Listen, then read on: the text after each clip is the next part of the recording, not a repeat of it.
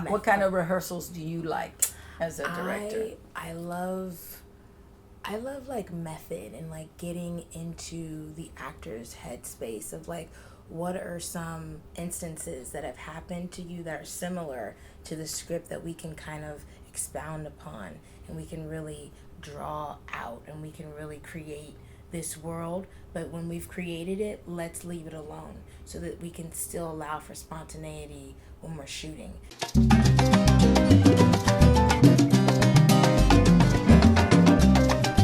As a director, you have to handle pre-production, production, and post. Yes. So take us through your pre-production. Yes.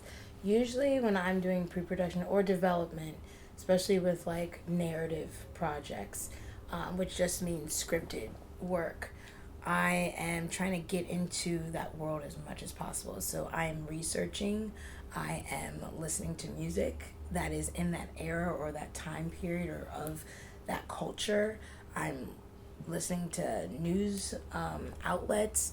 I'm listening to watching documentaries because I'm really trying to get myself into that world as much as possible so that I can really make it as authentic as possible. I'm talking to people who are from that culture or from that world so that I can really direct as much as possible, like an accurate portrayal of the people. I'm also, when I'm writing narrative work, at some point you got to get feedback. So I'm getting feedback from people that I trust that are giving me constructive criticism and saying, this is how you can make it better, or have you thought about maybe this or maybe that. And so once that is locked, because I think what I also didn't realize about screenwriting, not shorts, but more so with longer form, is that screenwriting is very much a science and it takes time. And you got to be easy and gentle with yourself because that might take a little longer depending on where you are with your writing skills. And I just didn't realize. I think maybe they told us in film school, but I was just hard-headed and didn't listen and was just like, I just made this amazing feature. I just wrote it and it's good. No, you vomited a draft that needs a lot of work and is horrible. Okay, so I've have learned over the years that with writing it takes a lot of pruning and it takes a lot of rewriting and a lot of getting it right, a lot of perfecting, because Hollywood unfortunately can be very unimaginative. So you need to make sure that it's spelled out on the page. You have your world created and you use a lookbook. Oh yes, and then I create a lookbook. Most of the time on Pinterest just to get myself into this What world. is that exactly, the lookbook? I just take a lot of images that are inspiring to me, whether it's characters that I want to create or the place, the scenery, the music, and I'm creating this in a document and putting it all together so that when the production designer is like, oh, what are some of your references, or what's so almost the like a PowerPoint. Yeah, PowerPoint, a mood board okay. of, to a certain extent that really gets me entrenched in this world. I also create a soundtrack for that particular project because I'm like, this is the music that's really in this world. So I'm just trying to feed myself. It's like I'm like a rapper, like training for a battle, or like a Rocky who's like in the throes of it. So I consider myself like almost like an athlete when it comes to directing, because it's like I gotta just keep feeding myself with as much of that world that I'm trying to create. And even if it's not something that I've seen before, I'm still trying to take different influences and trying to figure out what are they doing to stir here. you up. Yeah, what's the universality of this storytelling that I really appreciate and I love. I love different filmmakers that are completely different, So in pre-production, do you also start assembling your team that you would like to work with? I create a lot of lists just because that's just how my brain functions. Like if there's certain cinematographers, I'm creating a list in an Excel sheet and saying, this is this person's name, this is their website, this is, how we contact them. And sometimes I will contact them, or if it's the producer, usually they'll contact them, CC me on them, and I'll either have, kind of like a pre-interview where I'll either call you on the phone or we'll meet and chat, and I'll try to vibe and try to see, If does you're your gonna vibe, connect, yeah, work with me? And I do You that. vet them. Yes, I think you have to. You have to vet everyone. Yes. I mean, even friendship, you know, you have to say, does this person work for me? Even a relationship, do we work for each other? Is this mutually beneficial for the both of us? Can we communicate? What are your Do I three? like you? What are your three top questions that you're asking when you're vetting somebody? Yeah, I try to get inside their head. I try to not tell too much of what I think of the project, and I try to hear, what would you add? You know, what would you contribute? What do you think are suggestions, or what's the world that you're thinking of when it comes to this particular project? Who are some of the people that inspire you? How do you like to work?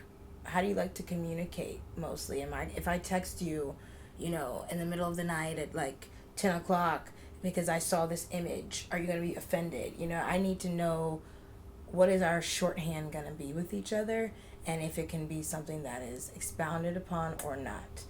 And I'm all for good people. I love humble, down to earth, hardworking people who can crack a joke. And if I don't sense that, I'm kind of like, you know, you could be as talented as you want. You know, you could be freaking the Godard of cinematography, but why would I work with you if you're, you know, being a dick? I'm good. Now we're in production. Yeah. As a director, what are some of the things you are doing in production? Yes, in production, we're having a lot of meetings. We're going to the location. We're taking photos. We're all the keys, which means basically keys just mean the department leads for that particular department. So the cinematographer, the location manager, the gaffer, Your set the designer. set designer, you know, all these folks, we're all in the same space. We're talking, we're communicating. And I love to hear also, what do they think would be best in this space? I love to Collaboration. Surround myself around smart, intelligent people who are also very collaborative. Because if you can't be collaborative, that's one of the things that I kind of see in the pre-interview. Because if you're not working from a team player mindset, we can't do this. Like, film is not a dictatorship. It's very much collaborative, democracy. Yes, I'm the one calling action, but at the same time, I'm not going to sit up here and act like everyone does not have their key role and is very important. As a director, what are your three main points that you have to do in post? Yes, edit. You have all this beautiful footage that you've captured. Now you have to edit it. For me, that's always one of my strongest things that is very challenging, I would say, because for me, it's like I have to give, you know, someone my footage, and I have to trust that you're going to elevate the piece and that you're going to understand my sensibilities as a director or as a writer-director, depending on what format it is. And so for me, that's always a hard collaboration. And then I would say you have to do sound and then color. Sound just means like there are certain sounds that you hear in movies that are really like crisp Sound design and amazing. Yeah, and you're like, what is all of this? And sometimes it's Foley, it's, you know, sound design, it's someone going in and crafting and molding the sound to just elevate the piece. And then you have color. The color is just going to make it even more prettier. And so, you know, you might want to draw out certain colors like yellows or magentas or whatever colors, you know, you're really happy with trying to do in terms of like that piece. Color is the last stage. And then depending on if it's a film or if it's a commercial or whatever, then you put it out into the universe and you say, hey, universe. Give it the seal of approval. Yeah. You've done your production meetings, you've scouted locations, you're prepping for the actual shoot. Okay. Now comes the actors. How do you like to work with actors? Because that's a collaboration in itself sometimes. Sometimes not, but hopefully if it's working together, it should be a collaboration. Yeah, that's why I'm so excited to get back more to narrative work, because I feel like with documentaries, it's like you just get it on the day. Whereas with narrative, it's like you're working, you're rehearsing, you're really trying to try out different things. What kind of rehearsals do you like as a director? I love like method and like getting into the actor's headspace of like what are some instances that have happened to you that are similar to the script that we can kind of expound upon, and we can really draw out, and we can really create this world. But when we've created it, let's leave it alone so that we can still allow for spontaneity when we're shooting, because now we're in a good spot and we're in a groove. I don't want to ruin that, because then it doesn't allow for sometimes spontaneity to happen. And I'm someone who loves not being so fixated to the script. The script is a great template, but it's not everything.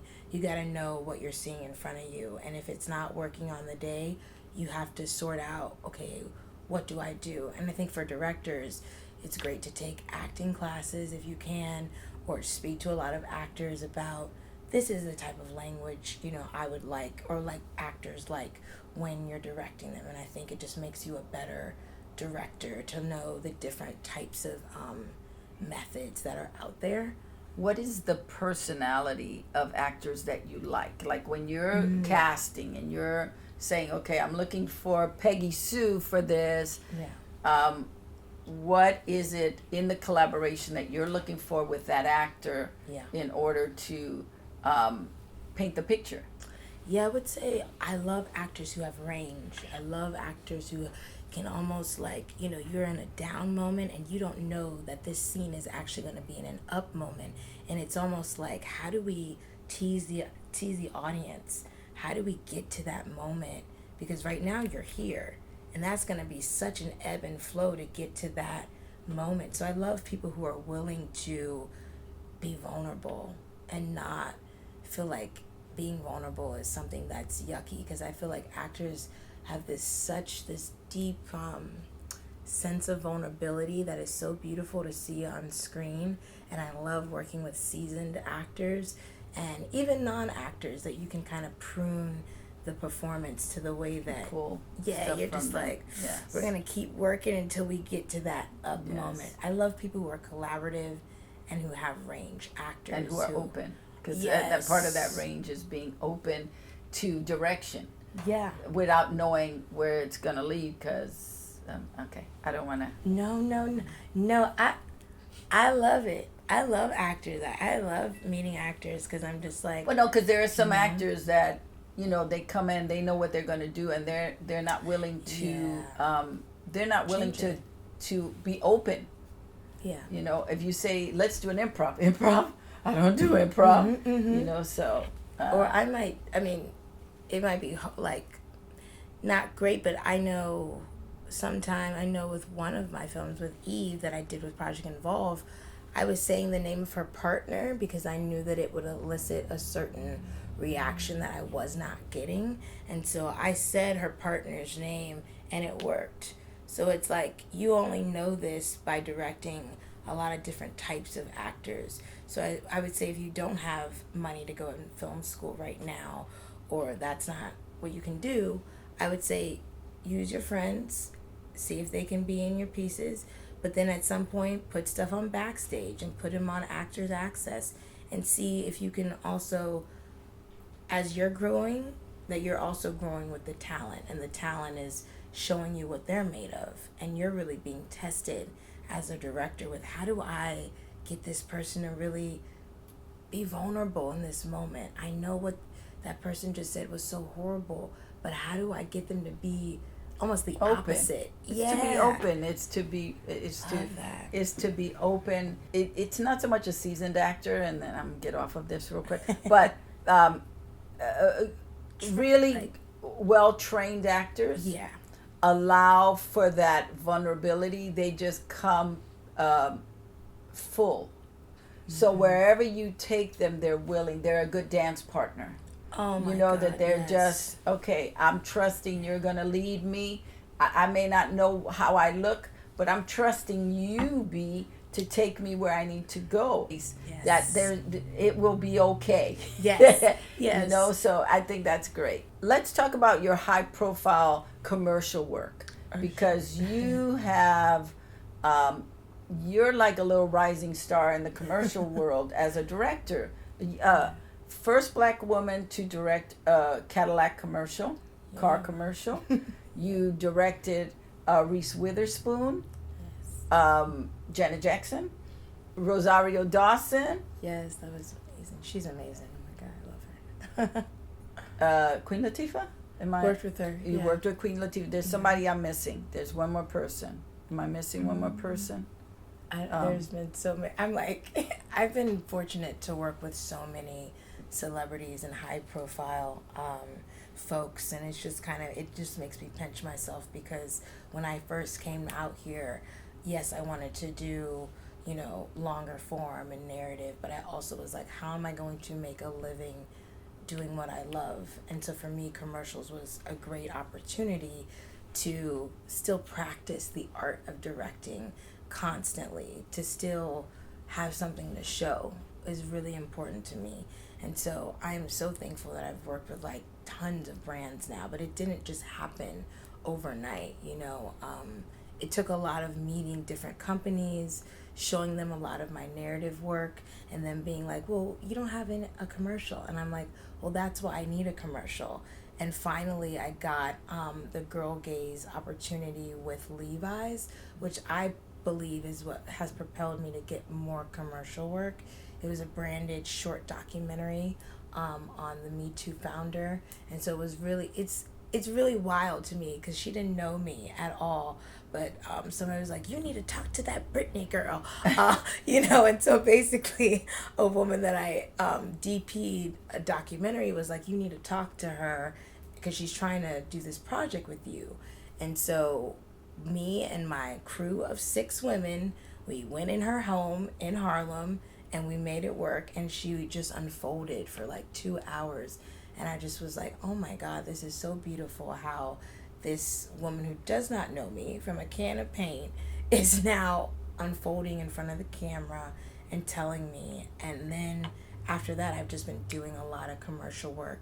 What have you learned working with high profile artists Sure. in the commercial world? I would say, as a black woman.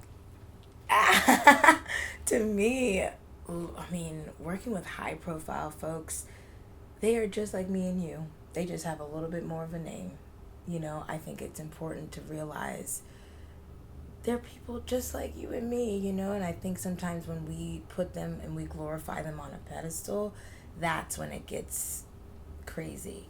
I'm not going to say I still wasn't starstruck, you know, directing Reese Witherspoon. I'm like, I grew up on you, like Elle Woods, like, oh my God, like this is crazy. And I even told her, I'm like, this is nuts, but in a great way. And it was such a joy to work with her, because she such a professional, an A-list star, and so personable. And sometimes that's not always the case. I've mostly had really great experiences with high profile people, because I'm also talking to them in a very down to earth way. I mean, if they have a suggestion, I'm all ears, but I'm also going to come to the table prepared.